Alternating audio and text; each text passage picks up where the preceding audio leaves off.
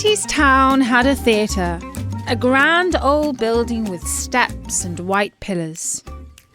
A long time ago, it had been a musical hall, featuring jolly songs and chorus girls. In Katie's time, when she was little, she used to go to pantomimes there. The tradition was that men would dress up as women and girls would play the part of boys. All the children used to shout, "Behind you!" when the villain, Long John Silver, was creeping up on young Jim Hawkins. So, Katie had fond memories of the theatre, and she was sad when it closed its doors 2 years ago. It seemed people didn't want to go to the theatre anymore. They were too busy at home playing Nintendo or watching Pix Flicks. So she was really pleased when Isis saw her at the school break time and told her, "Guess what? The theatre's reopening."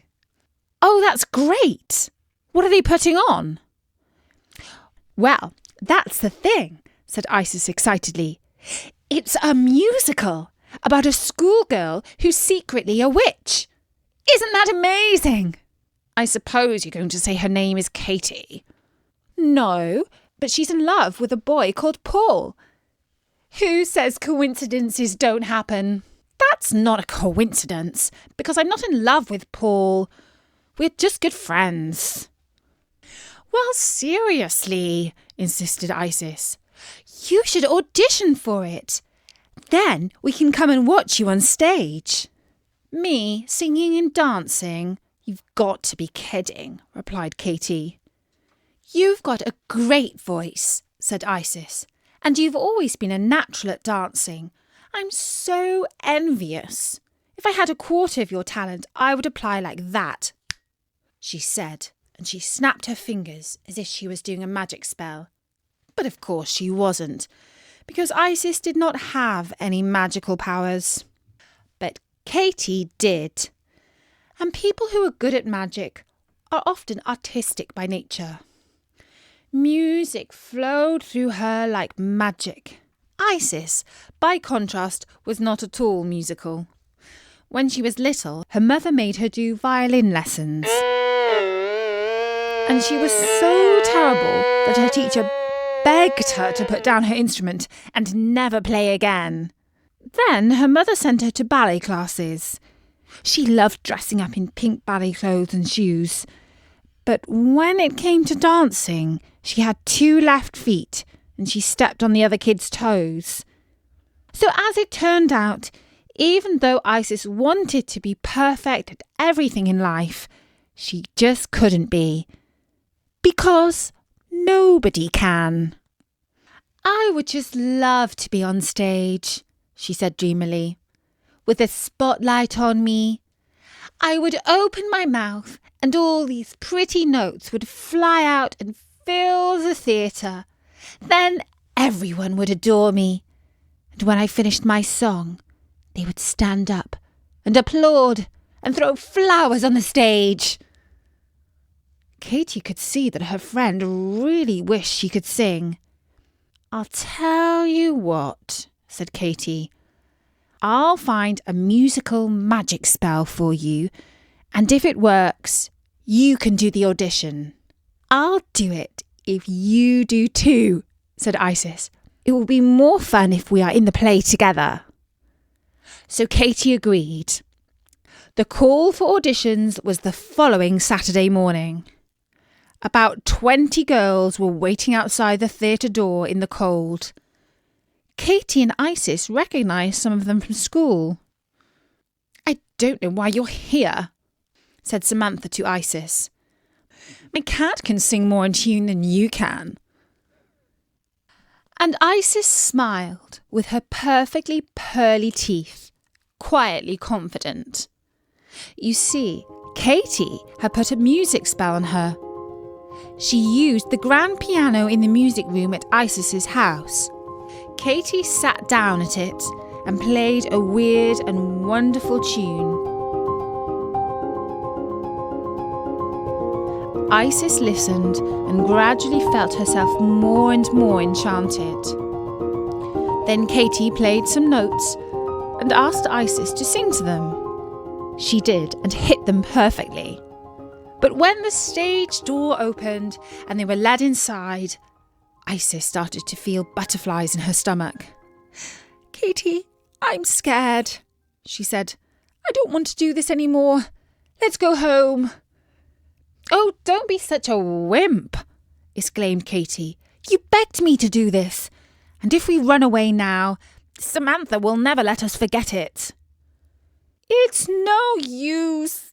I'm scared. I can't sing," cried Isis. So Katie touched her friend on the forehead and said a calming spell. "Better now?" she asked. "You bet. Let's go for it." Every girl had to sing a jazzy number because it was that sort of musical. "Next," called out a voice. Katie took a deep breath and walked onto the stage. She looked down at the audience. 3 judges in the 3rd row, 1 man and 2 women. They held notepads. "Name?" asked one of the women. "Katie," said Katie. The music began to play. She drew a deep breath and sang. And then she did a little dance and ended with a little bow. "Next," called out the woman. Katie walked off, and Isis walked onto the stage, smiling her prettiest smile at the director and the casting crew. This time, they did not ask her name. The director just nodded and said, "Start, please." "Super magic in the air, count on it, we make a pair. Super magic in the air, count on it if you dare. Super magic in the sky, shooting stars, love will rise. We like 2 moons of Mars, love you madly in the stars. Do you know what I'll do? I shall put a spell on you. Beautiful, but you bore me. I will change you, rest assuredly. Magic, don't you see? Don't you dare mess with me. Your soul is mine, your heart, my design. You're my boy, you're my toy. I will break you, I will make you. I'm a witch."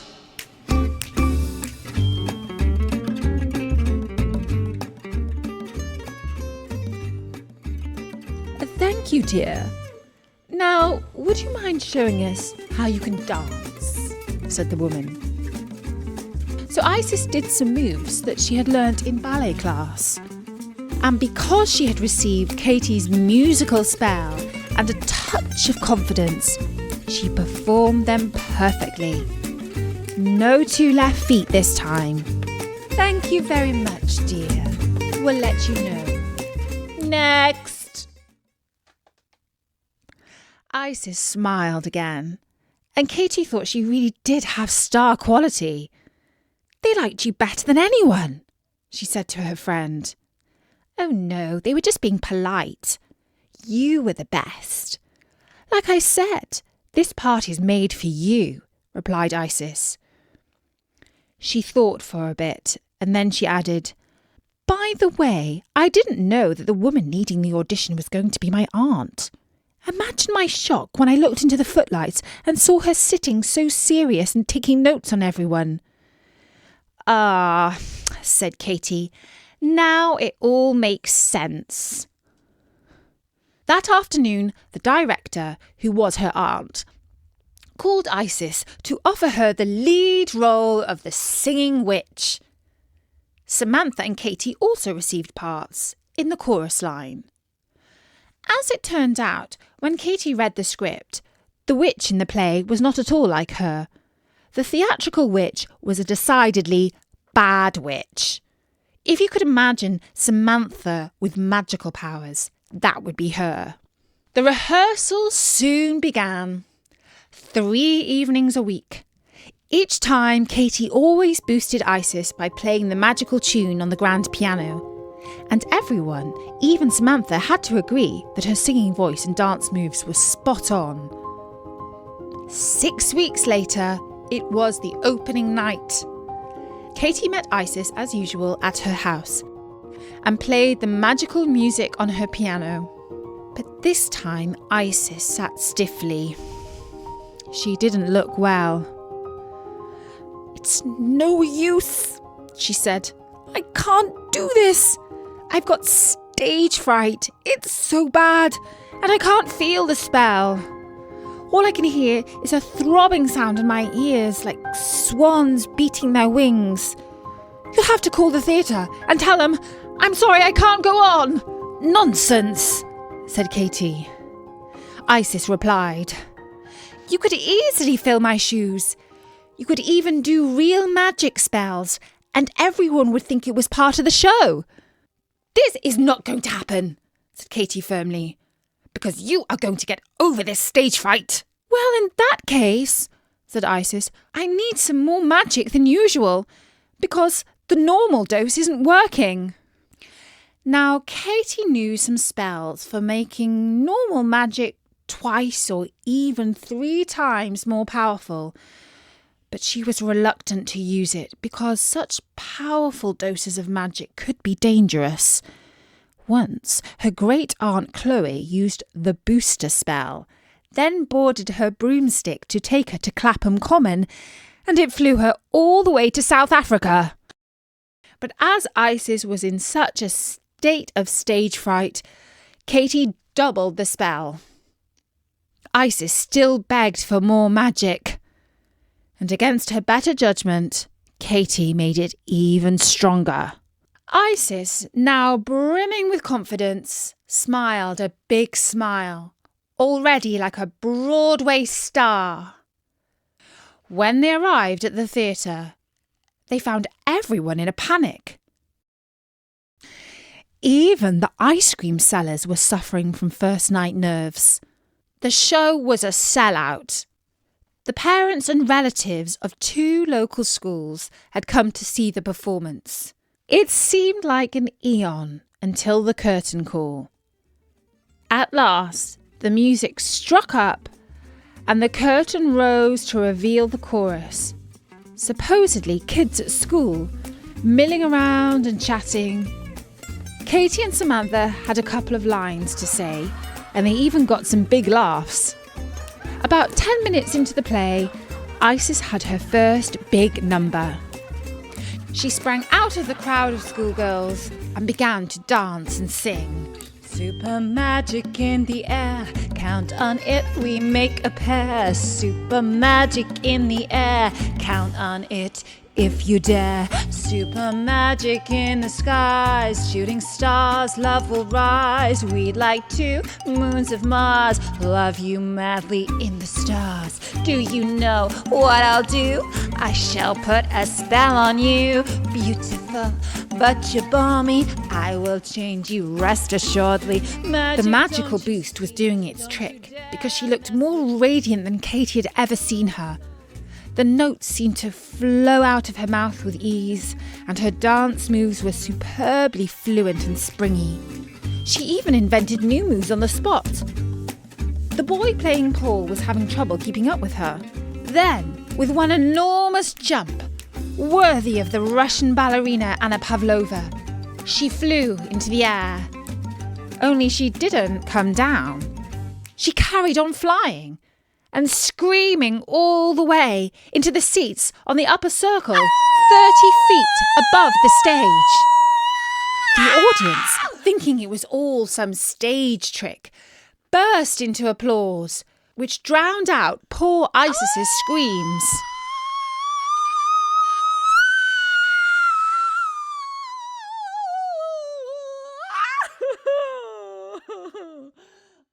Little did they know that it wasn't stage magic, it was real magic.